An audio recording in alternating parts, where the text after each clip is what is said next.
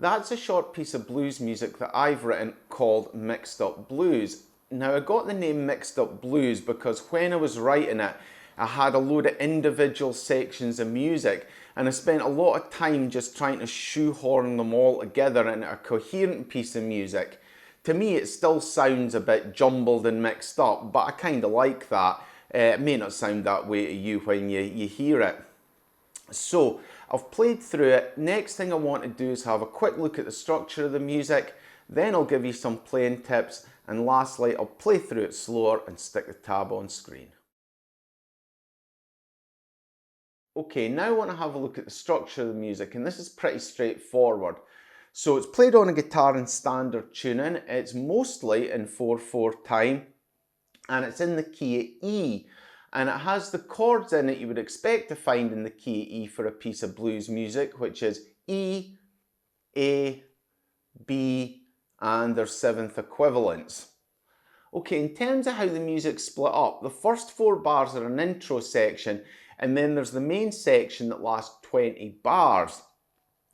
Now, the last 2 bars of this main section can either be the turnaround or the ending. And what I've just played through is, I've played through the intro, then I play through the main section with the last 2 bars being a turnaround, then I replay the last 4 bars, but this time I make the last 2 bars the ending. So basically, what I've given you is the whole song. So I've given you the intro, the main section, turnaround, and ending as well. Okay, so that's the structure of the music, and it's pretty straightforward. It's just basically a 12 bar elongated to 20 bars.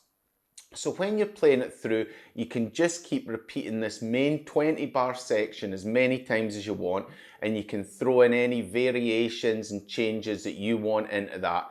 And then when it comes to the last playthrough, change the last 2 bars from the turnaround bars to the ending bars. Okay, so that's the structure. Now what I want to do is have a look at some playing tips. Okay, the first thing I want to talk about is the use of slapping in this piece of music, and you'll notice that I use it quite extensively here. Now, if you've seen my other videos, you'll know that I just don't use the slapping technique at all, so I'm certainly by no means an expert at this. It's just when I was writing it, I was just playing around and it sounded good, so I started using this technique in this piece of music. Now, there's a lot of different ways you can slap the guitar when you're playing. And what I found sounded good in this piece of music is when I took my hand flat and I hit it across the strings like this. Now what I'm doing here is I'm taking my hand almost flat and I'm putting it across the strings with quite a bit of force. So the palm of my hand is hitting the strings and deadening the strings, and then my fingers and part of my hand here is hitting the body of the guitar like this, and that's giving that sound. So not only is it dampening and deadening the strings, but it's also hitting the body of the guitar to give it that chunk sound as well. The position I found it best on this resonator guitar was about here, you know, so part of the resonator cone's in and part of the wooden body's in. So if you want to copy my technique, that's the way to do it. You know, when the notes are playing, you take your hand almost flat, palm across the strings, fingers hitting the body like this.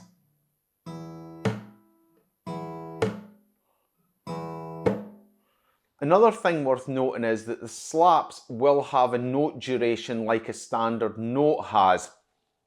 So you just have to be mindful when you're playing them that you restart the standard notes at the right time intervals. So like I said, it'll have a standard note duration like a quarter or an eighth note. So you just have to make sure that the notes that come after it are played at the correct time after you've played the slap. Another thing I want to say about slapping, and it could be because I'm not that good at it, is don't worry if all your slaps don't sound uniformly identical. You know, it's a technique that isn't used very often and most people won't use it much, so you probably won't have much experience of it. So to try to get every slap of the guitar sounding identical can be very, very difficult.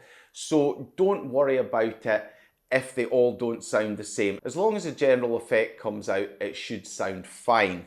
Okay, the next thing I want to have a look at is this 3/4 bar that crops up in bar 18 of the music. Now, why did I put in a 3/4 bar? Well, the main reason I put it in as a 3/4 bar is that it just didn't work as a 4/4.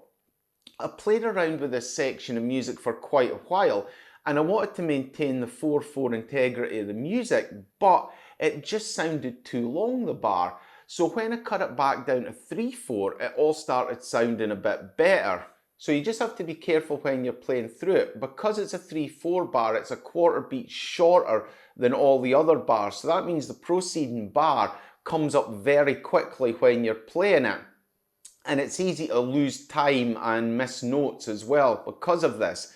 So the best thing to do is just practice it. However, if you are struggling or if you don't like it as a 3/4 bar, you could try elongating it by putting another quarter beat in there and making it a 4/4 bar. Like I said, I tried this, it didn't sound the way I wanted it to sound, but maybe if you do that, it'll sound better to you and it might make it easier to play. Okay, the last playing tip I want to give you is about playing the faster notes within it. Now, the music's quite brisk, and some of the notes are played quite fast, especially, say, the triplets at the start of bar 17.